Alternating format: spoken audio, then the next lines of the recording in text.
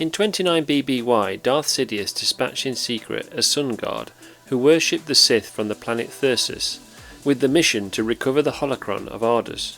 The artifact was originally a Sith holocron made by King Ardus around 27,000 BBY, and was an ancient receptacle of forbidden knowledge. Unfortunately for the Thursian Sun Guard warrior, a young human Jedi known as Norval obtained the artifact first, and Darth Sidious executed the Sun Guard for his failure. The son of that Thursian warrior was indeed Carnor Jax, who later joined the ranks of Palpatine's Galactic Empire to enlist as a stormtrooper and begin his Imperial service. Jax had abilities which were recognised early, and he was removed from the Stormtrooper Corps while serving as a Shadow Stormtrooper, also known as the Black Hole Stormtroopers. Arriving inside the galaxy's expansion region, Jax began his training on the planet Ringkor to become a Royal Guard alongside 43 other recruits. Ringkor had been cleansed of its original inhabitants, and was a harsh and desolate landscape. It provided the perfect training ground for the most elite warriors of Darth Sidious. The recruits' training was intense and involved the unarmed combat discipline developed by the Achani and instructed by Master vacant. The combat traditional art was focused on mastering the body itself as a weapon, and did not rely on the use of armour, weapons or force techniques. Jax was indeed a talented warrior, with the ambition to be the best in his class. The recruit's fighting ability was tested to the limit inside the fighting arena known as the Squall, where Jax and other warriors Bur Danid and Kir Kanos were dominant amongst their peers, although Bur Danid was considered by Khanid to possess a perfect fighting technique. During an unannounced visit by Emperor Palpatine and Darth Vader to their training ground, Vader ordered Bur Danid to fight him in the Squall. However, Danid was easily defeated and brutally killed by Vader, but failed to shock Jax with his cold-hearted approach. Vader told the rest of the recruits they were not worthy to serve the Emperor if Danid was their best. Over the course of the next 12 months, the recruits' numbers had reduced significantly, and were introduced into training pairs in order to learn a reliance on their partner to complete their set tasks. Jax was paired with a fellow recruit called Alan Frost, and together managed to survive to become one of the few pairings left, although Jax felt Alan's abilities were beneath his. After a year had passed, Master Khanid informed Jax and Frost, as well as another pairing, Kanos and Torque, they must complete their final test in pairs before the Emperor himself.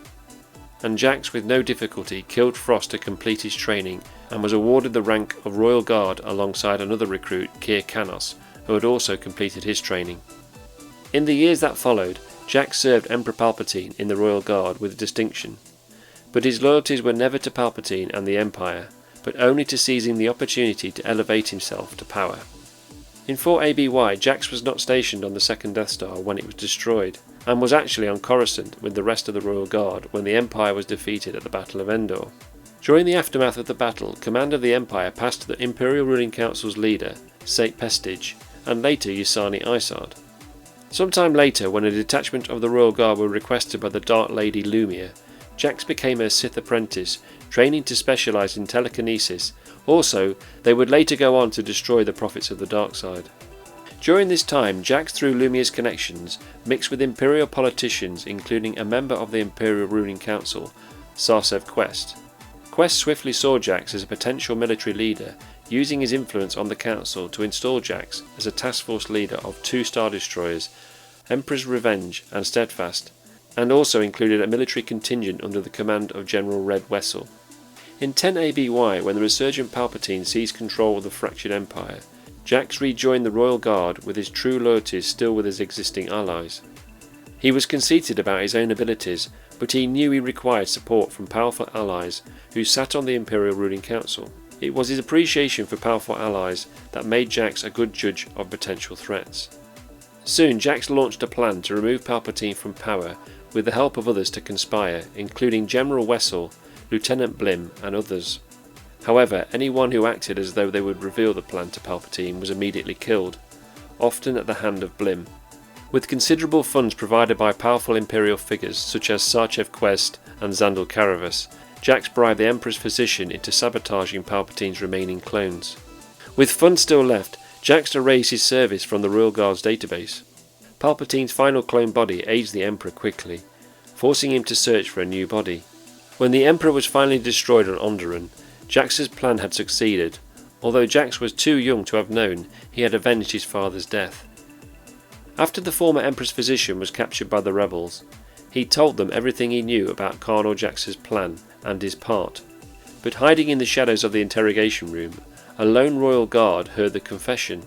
Escaping back to Rincor, he told the remaining royal guards of the physician's treachery, but Jax dispatched a legion of stormtroopers to annihilate the remaining royal guards. Only Kir Kanos survived the attack after facing overwhelming numbers of stormtroopers. Once Jax realised Kanos had escaped the Purge, and fully appreciated the threat to his rule he posed, Jax ordered a huge bounty on Kanos' head, as well as dedicating Imperial forces to finding and eliminating Kanos.